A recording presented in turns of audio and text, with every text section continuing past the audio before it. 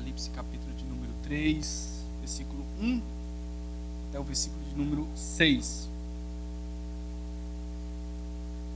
Diz assim a palavra do nosso Senhor: Ao anjo da igreja em Sardes escreve: Estas coisas diz aquele que tem os 7 Espíritos de Deus e as 7 estrelas. Conheço as tuas obras, que tens nome de que vives e estás morto. Sê vigilante e consolida o resto que estava para morrer, porque não tenho achado íntegras as tuas obras na presença do meu Deus. Lembra-te, pois, o que tens recebido e ouvido, guarda-o e arrepende-te, porquanto, se não vigiares, virei como ladrão e não conhecerás de modo algum em que hora virei contra ti.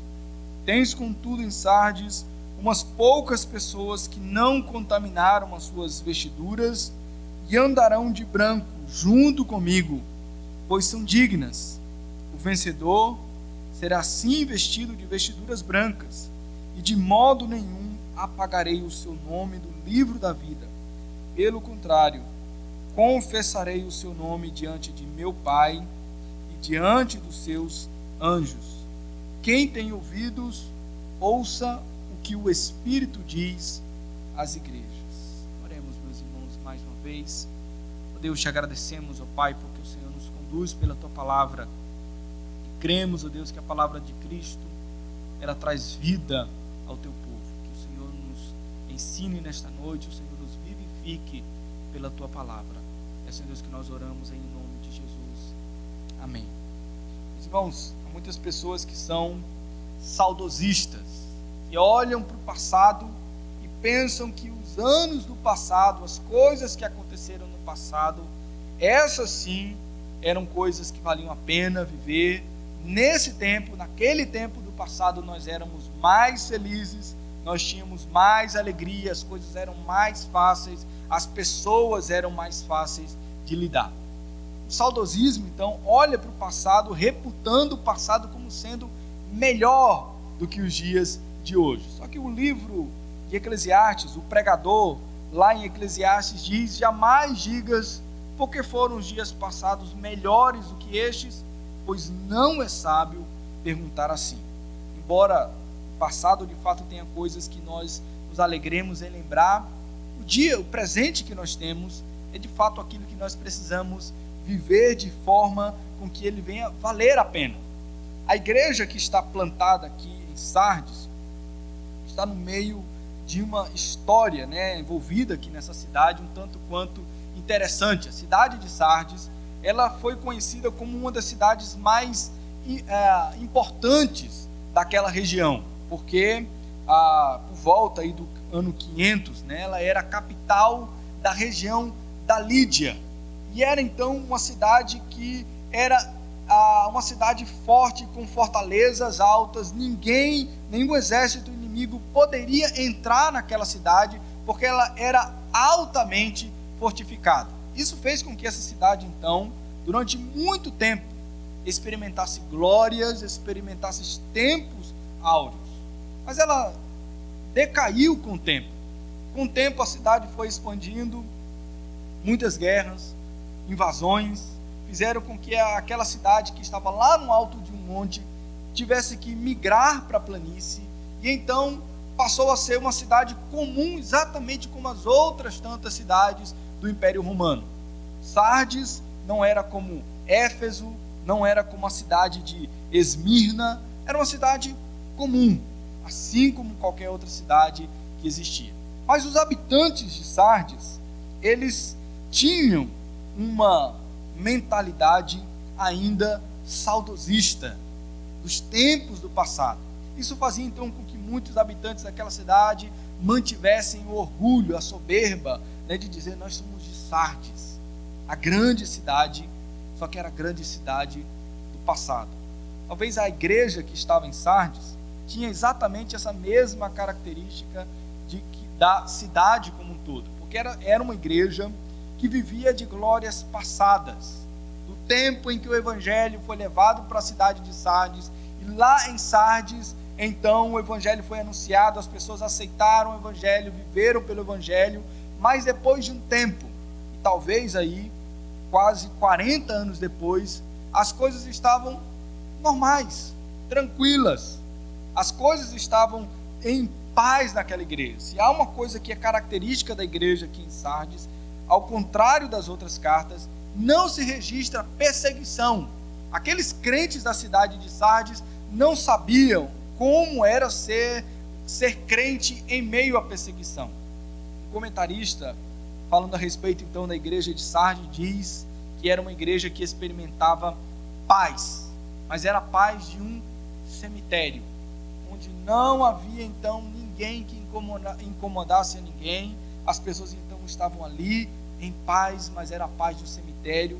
E Cristo Jesus diz que essa igreja é uma igreja morta. Meus irmãos, Cristo então nos convida nesta carta a nós olharmos para Ele e sermos então vivificados nele. Primeira coisa então que esse texto nos fala a respeito dessa vivificação em Cristo é de que Ele é aquele que pode dar vida à igreja através do seu Espírito e da sua palavra. Nós vemos aqui ele se identificar a igreja no versículo 1. Irmãos, por favor, me acompanhe. Diz aqui: estas coisas diz aquele que tem os 7 Espíritos de Deus e as 7 estrelas. Cristo se identifica então a essa igreja como aquele que tem os 7 Espíritos. O que é que significa esses 7 Espíritos? Se nós olhamos aqui na introdução da carta do livro do Apocalipse, quando João faz a abertura dessa carta, ele identifica ali no capítulo 1, versículo 4, dizendo: a graça e a paz da parte daquele que é, que era e que há de vir, se referindo a Deus Pai na sua eternidade. Depois ele diz da parte dos 7 Espíritos que se acham diante do seu trono. Ele então se refere ao Espírito de Deus como sendo os 7 Espíritos que se acham diante do trono. Portanto, essa referência que nós temos aqui na igreja de Sardes se refere ao Espírito de Deus que estava em Cristo Jesus. Por isso ele diz: aquele que tem os 7 Espíritos de Deus. Interessante essa referência que é feita aqui, é porque justamente ela vem de encontro à necessidade daquela igreja. Se nós olharmos, e vamos ver isso mais detidamente daqui a pouco, ele diz que aquela igreja estava morta. E aqui então Jesus apresenta o Espírito de Deus, e como nós vemos em outros textos, é o Espírito de Deus que traz vida. E nós lemos isso em Romanos aqui na nossa liturgia, quando diz que o Espírito de Deus é aquele então que trouxe vida àqueles que estavam perdidos em seus pecados. A segunda identificação que Cristo faz aqui dele mesmo é que ele tem as 7 estrelas. Essa é uma referência aos anjos da igreja. Lembram lá no versículo 16 do capítulo 1, quando João contempla Cristo e ele então vê a Cristo Jesus, e na mão direita de Cristo Jesus está as 7 estrelas. Mais adiante no versículo 20, ele diz que essas 7 estrelas que ele tinha na sua mão direita eram os anjos da igreja. Os anjos da igreja são aqueles então que foram colocados por Cristo Jesus na igreja do Senhor Jesus para serem líderes na igreja, mensageiros do Senhor, que trazem a palavra do Senhor. Talvez a referência às 7 estrelas seja a referência que se tem na astronomia ao 7 estrelo, que é uma constelação que os marinheiros, aqueles que viajavam em alto mar, tinham para dirigir o caminho. Eles não tinham antigamente GPS, não tinham nada que os guiasse, eles se guiavam pelas estrelas do céu. E é justamente então as estrelas, ou os mensageiros, ou os anjos que o Senhor colocou na igreja, os pastores da igreja, que recebem a palavra do Senhor para conduzirem o rebanho de Cristo Jesus. E é isso então que faz com que a igreja, pela palavra do Senhor, venha a ser conduzida. Interessante quando nós juntamos essas duas características de Cristo, o Espírito Santo que dá vida e a palavra do Senhor, nós vemos que é por ela, pela palavra do Senhor, que a igreja tem vida. É pelo Espírito do Senhor que a igreja é vivificada. Prova disso, quando nós olhamos lá em Ezequiel, no capítulo 37, na visão que Ezequiel tem do vale dos ossos secos. Os irmãos vão lembrar dessa visão onde Ezequiel é colocado diante de um monte de ossos. E a visão mostra que esses ossos estavam ali já há muito tempo, os ossos estavam secos, como que dizendo, não tem a mínima condição de terem vida. E o que é que Deus então diz a Ezequiel? Profetiza, que é justamente o anúncio da palavra do Senhor, daquilo que Deus está dizendo. E então, pelo anúncio do Senhor, lá na profecia diz que o Espírito então seria derramado para que aqueles ossos secos recobrassem vida, né? Lá em Ezequiel diz então: vem dos quatro ventos, ó Espírito, e assopra sobre estes mortos para que viva. Deus havia dito: profetiza ao Espírito, profetiza ao Filho do Homem. Ou seja, a palavra do Senhor dita pelo poder do Espírito Santo, então fez com que aquele povo, né, que estava morto, viesse renascer. Essa é a maneira pelo qual Deus escolheu trazer vida ao seu povo. Nós vemos aqui a centralidade do caráter de Cristo, pelo poder do Espírito Santo, pelo poder da sua palavra, trazer vida àqueles que estão ouvindo a pregação do Evangelho. Hoje em dia nós vemos muitas pessoas falarem muito, obrigado Luciano, falarem muito a respeito de avivamento, e buscam avivamento, né? Se você parar para prestar atenção aí na internet ou em anúncios que se tem por aí de congressos de avivamento. Mas é interessante que justamente nesses congressos de avivamento se fala muito a respeito do Espírito Santo de Deus. Mas você vai ver que se fala do Espírito Santo de Deus sem a palavra de Cristo Jesus. Parece que então o Espírito é apresentado de uma forma tão subjetiva, tão incompreensível, que a palavra do Senhor, que deveria então ser aquilo que vai conduzir a ação do Espírito Santo, não é percebido. Então eles falam muito do Espírito Santo, mas há pouca centralidade na palavra do Senhor. Não existe verdadeiro avivamento sem a pregação fiel da palavra do Senhor. Se você vê então uma pessoa dizendo que foi avivada pelo Espírito Santo do Senhor, mas rejeita a palavra de Cristo, não ama a palavra, a revelação da profecia do Senhor, ou aquele pregador que está trazendo o suposto avivamento, ele não é fiel às Escrituras, isso não é avivamento. Se você parar para pesquisar como que foram os grandes avivamentos da história da igreja, uma característica principal da ação do Espírito Santo avivando a igreja do Senhor Jesus Cristo é o retorno às Escrituras. É o povo com sede da palavra do Senhor, é o povo aproveitando cada oportunidade para ler, estudar as Escrituras, se reunirem para ouvir a proclamação da palavra do Senhor. Então, quando há avivamento no povo do Senhor, há a palavra do Senhor. Talvez isso seja uma interessante forma de você avaliar se a igreja é viva ou não. Como é que você avalia se uma igreja ela é de fato conduzida pelo poder do Espírito Santo? Será que é quando ela tem muito ajuntamento de louvorzão, quando tem muita gente pulando, quando tem muita gente entrando em êxtase, rodopiando? Aí você, não, aí tem a presença do Senhor. A palavra do Senhor nos diz que há avivamento do Senhor quando o povo retorna às Escrituras. Foi isso que aconteceu no tempo de Neemias, foi isso que aconteceu no tempo de Atos dos Apóstolos, foi isso que aconteceu no tempo da Reforma Protestante. É aquilo que a igreja precisa então para ser reanimada, reavivada, buscar intensamente a palavra do Senhor, e por essa palavra o Espírito do Senhor então irá animar a sua igreja. Então, se você de repente procura uma igreja que seja viva, saudável, preste atenção como o pregador dessa igreja trata as Escrituras. Se ele trata com seriedade, se ele expõe a Bíblia com seriedade, se ele ama a palavra do Senhor, tenha certeza de que o Espírito do Senhor, pelo poder da palavra, ele irá progressivamente agir nos corações, quebrantar os corações, para que o povo do Senhor seja vivificado. Em segundo lugar, meus irmãos, nós vemos aqui nesse texto dizendo que Cristo conhece aqueles então que são crentes de aparência, né? Porque aqui no versículo 1 ainda diz conheço as tuas obras,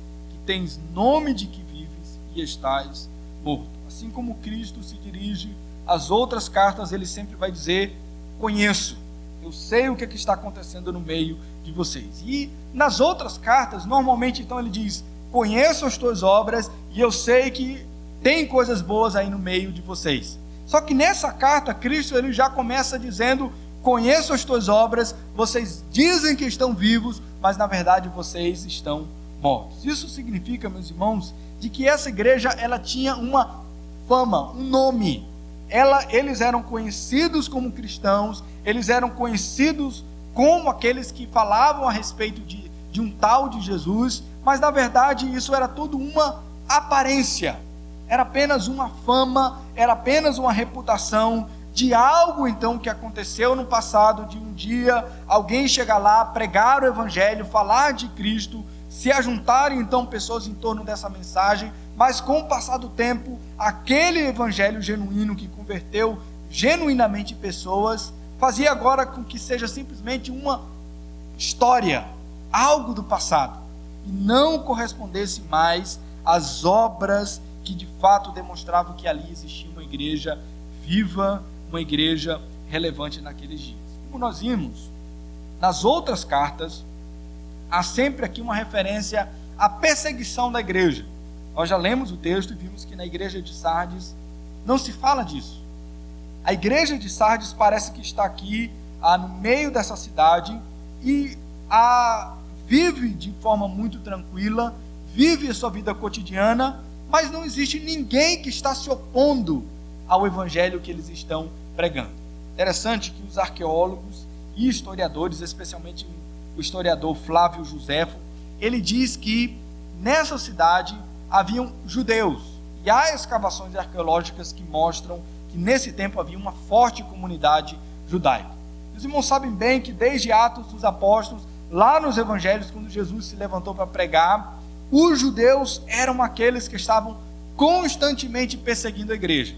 E talvez a pergunta que a gente faça é: onde estão os judeus perseguindo esta igreja?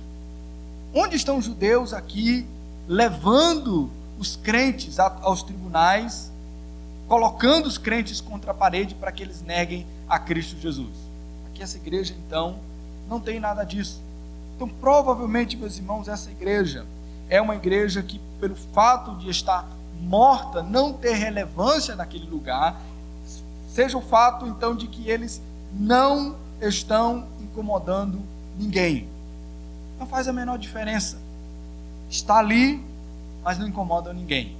Não sei se vocês lembram, né, quando vocês eram criança, né, pelo menos eu me lembro, foi um dia desses, né, a gente brincando de pique-esconde, pega-pega, e sempre tinha aquele pequenininho ali que era o café com leite, que para os maiores eles sabiam, né, o pequenininho nem sempre sabia disso. Para os maiores sabiam que aquele café com leite não valia de nada na brincadeira. Ele ia correr de um lado para outro, ia encostar em todo mundo, ia pegar todo mundo, mas não ia valer absolutamente de nada. Talvez essa igreja então aqui seja exatamente assim. Não valia de nada. Não estava de fato ali naquela cidade incomodando com o evangelho. Prova disso então é quando nós olhamos aqui, Cristo diz aí no versículo 1, conheço as tuas obras. Depois nós olhamos aí no versículo 2, ele vai falar justamente sobre as obras dessa igreja. Ele diz: porque não tenho achado íntegras as tuas obras na presença do meu Deus. Aquilo então que a igreja fazia de obras, eram obras então que não eram íntegras diante do Senhor. Significa que aquelas obras eram manchadas. A palavra íntegra aqui, ela poderia ser traduzida também como plena, como perfeita. Então aquilo que eles apresentavam diante das pessoas, ou apresentavam diante de Deus, melhor dizendo, Deus olhava e dizia: isso daqui não serve, não presta. Lembram lá no Antigo Testamento, em Levítico, no capítulo 1, no início então das ordens do Senhor, como deveria ser o culto ao Senhor, Deus exigiu que as ofertas que fossem levadas ao templo, os sacrifícios de animais, fossem animais perfeitos, íntegros, O sacerdote então deveria pegar aquela oferenda, deveria examinar, e se houvesse então uma mancha, o animal estivesse doente, acontecesse alguma coisa, ele então deveria rejeitar aquele animal, dizendo: não, isso daqui não presta, não é íntegro diante do Senhor. Deus então não aceitará essa oferta diante dele. Quando nós então olhamos justamente Cristo dizendo sobre as obras que eram apresentadas pela igreja diante do Senhor, Jesus diz: não serve, não presta. Mas a Bíblia nos diz como que as nossas obras, elas são aceitas diante do Senhor. Quando que as minhas obras, que são imperfeitas, que aquelas coisas que eu faço para o Senhor, são sim coisas que eu digo: não, isso daqui não é possível, né? Está manchado isso daqui, né? A maneira como eu prego, a maneira como eu sirvo ao Senhor, a maneira como eu vivo, de fato é imperfeito. Mas a Bíblia diz como que Deus aceita essas coisas diante dele. E essa maneira como Deus aceita é o fato de que Cristo Jesus, pelo seu sangue, faz com que as nossas obras agora sejam aceitas. Eu sou aceito diante do Senhor, não por aquilo que eu faço, mas eu sou aceito diante do Senhor por causa do sangue de Cristo Jesus. Eu sou aceito porque Ele então me purificou. E agora sim, a minha oferta, as minhas obras diante do Senhor, elas são plenas. O texto então nos diz que essa igreja vivia por um nome, e certamente não era o nome de Cristo Jesus. Eles viviam pelo nome deles. Eles faziam o que faziam porque eles estavam confiando simplesmente nas suas próprias obras, ou estavam fazendo simplesmente aquilo que eles faziam, confiados na reputação que eles tinham como crentes. Talvez, quando nós olhamos então essa igreja, nós nos perguntamos se de fato aquilo que nós fazemos diante do Senhor, por que nós fazemos? É por nós mesmos ou é por causa de Cristo Jesus? Nós continuamos louvando ao Deus simplesmente para mantermos o nome, vamos à igreja, dizemos que somos crentes, simplesmente porque nós temos uma reputação ou temos uma religião, já que todo mundo tem religião, eu também tenho a minha. Mas aquilo que Cristo Jesus faz pela sua igreja é então fazer com que eles, no nome deles, eles apresentem uma obra e continuem adorando ao Senhor, não confiados em si, no seu próprio nome, mas em Cristo Jesus. Cristo então, ele dá uma série de advertências para essa igreja. A partir do versículo de número 2, ele diz 5 coisas que aquela igreja deveria fazer. Primeiro, eles deveriam ser vigilantes, deveriam estar atentos àquilo que estava acontecendo, como alguém que está vendo um movimento errado ou uma ameaça está se aproximando, como o vigia que era colocado em cima do muro, ele ficava atento olhando as coisas, quando algum movimento que estava ameaçando, um exército inimigo vinha, ele deveria se levantar e dizer: ó, cuidado, vem o perigo, cuidado, vem aquele então que pode destruir o nosso povo. Interessante, meus irmãos, que a própria história de Sardes, como eu falei para os irmãos, ela é caracterizada justamente pela destruição do vacilo de um vigilante. Se diz então que essa cidade, que foi edificada no cimo de um monte, ela estava altamente fortificada pelas suas muralhas, ali num monte íngreme que era quase impossível alguém escalar aquele monte. E então, no ano 504 a.C., Ciro, o rei da Pérsia, invadiu a cidade de Sardes. E tudo porque, segundo a história, conta então que um soldado que estava encarregado de vigiar, sem querer deixou seu capacete cair lá do outro lado do muro. E o que esse soldado fez? Foi lá, desceu do muro e pegou seu capacete. O exército inimigo então viu aquilo, dizendo: peraí, se ele conseguiu descer, é possível então que naquele exato lugar que ele desceu, nós então também conseguimos invadir essa cidade. Esse soldado, esse vigilante, não vigiou, não esteve atento ao perigo que estava do lado de fora do muro e simplesmente baixou a guarda.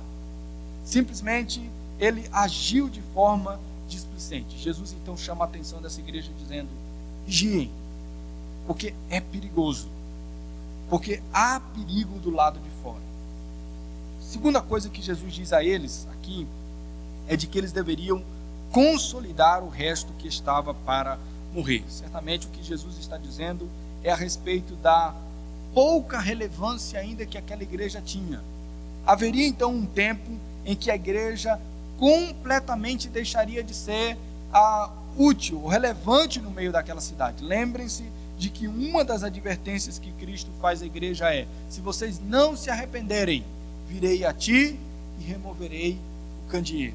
Aqui parece então de que a luz da cidade, da igreja de Sardes, estava já quase no final, já estava quase apagando. E ele então diz: fortalece, para que então de fato aquilo que está quase apagando, aquilo que está quase morrendo, a igreja que está quase desaparecendo, que já não tem importância nenhuma, seja fortalecida por esses então que não vigiaram.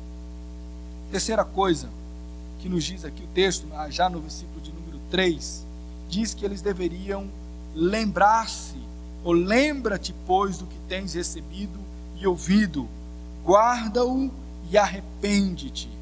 Eles deveriam, em terceiro lugar, se lembrar daquele tempo em que um missionário foi para a cidade de Sardes, que anunciou o evangelho, eles receberam a palavra de Cristo, e eles então ouviram, aprenderam do Senhor, e de maneira cada vez mais interessada, eles aprendiam da palavra do Senhor.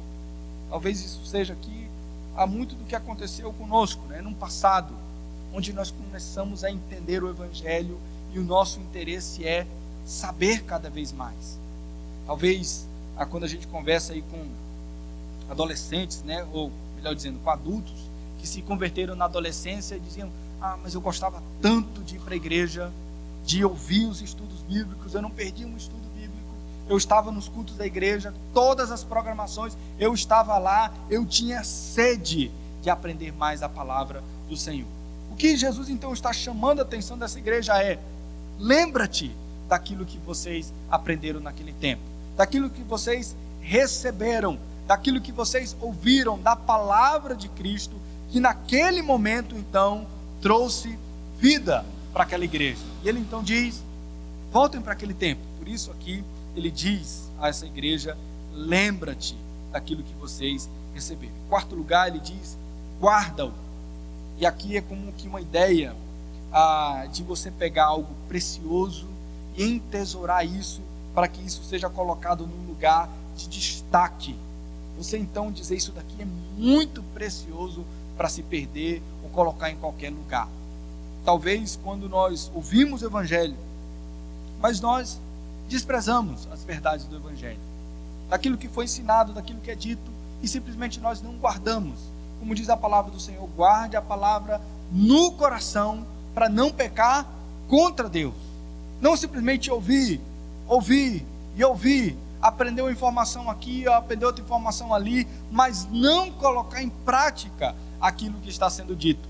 Tiago nos diz lá na sua carta, de que há então aqueles que são ouvintes da palavra, mas eles não são praticantes da palavra. Ouvem, mas não praticam.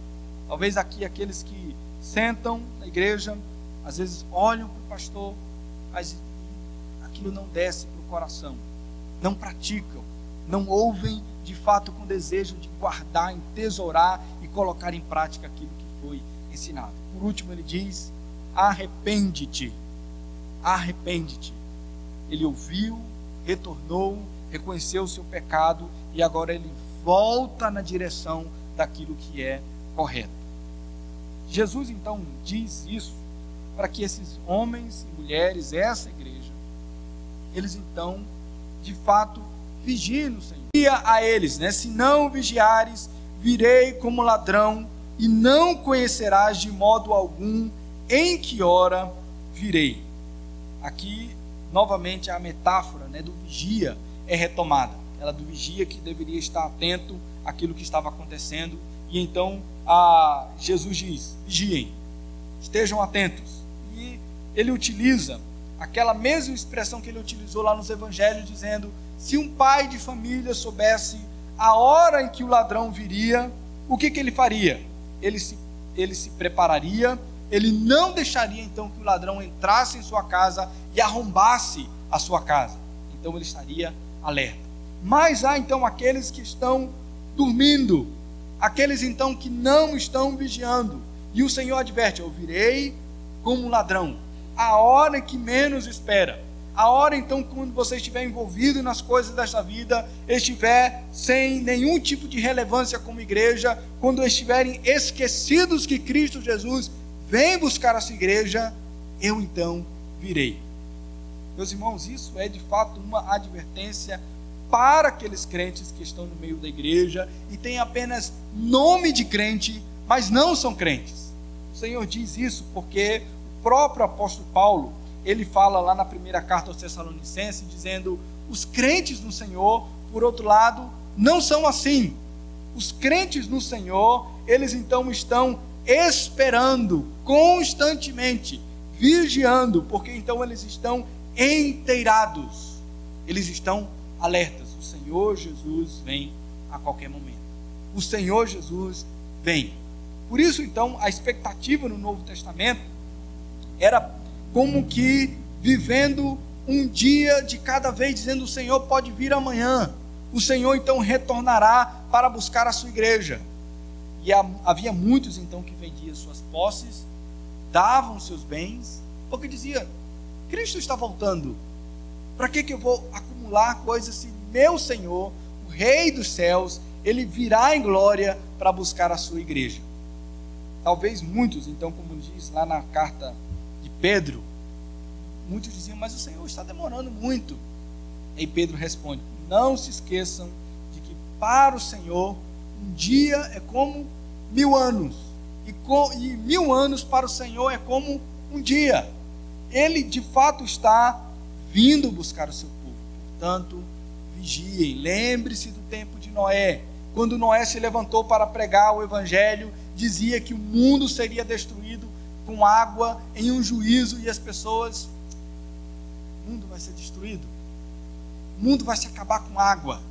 Então ninguém estava vigiando. E o Senhor diz a essa igreja: vocês que têm apenas nome de crente, vocês então que não são de fato o povo do Senhor, estão brincando. O Senhor virá de forma repentina, e o Senhor virá então como um ladrão, como um ladrão vem pela noite, e ele julgará a todos. Nós temos visto isso de maneira semelhante hoje no nosso país. A última pesquisa do IBGE, ela trouxe um dado muito interessante que não existia em anos anteriores. Existe hoje em dia a classificação daqueles que são evangélicos não praticantes. E no censo do IBGE já estão registrados cerca de 4 milhões de brasileiros que dizem: eu sou evangélico não praticante. Ou seja, é um evangélico que não se identifica com o catolicismo e alguma vez pisou na igreja, e se alguém pergunta para ele: o que você é? Ah, eu sou evangélico, mas eu não sou praticante. Eu sou evangélico, mas eu não faço aquilo que está escrito mesmo na Bíblia. Essa mesma pesquisa, ou os mesmos pesquisadores do IBGE, apontou de que no ano de 2030 os evangélicos serão maioria no Brasil. A partir do ano de 2030, cerca de daqui a 10 anos mais ou menos, nós então começaremos a perceber que os evangélicos, eles estarão em maior número que a igreja católica. O que significa isso, meus irmãos? Quando nós temos uma igreja que é grande e está caminhando para ser a maioria, mas muitas vezes é uma igreja irrelevante na sociedade.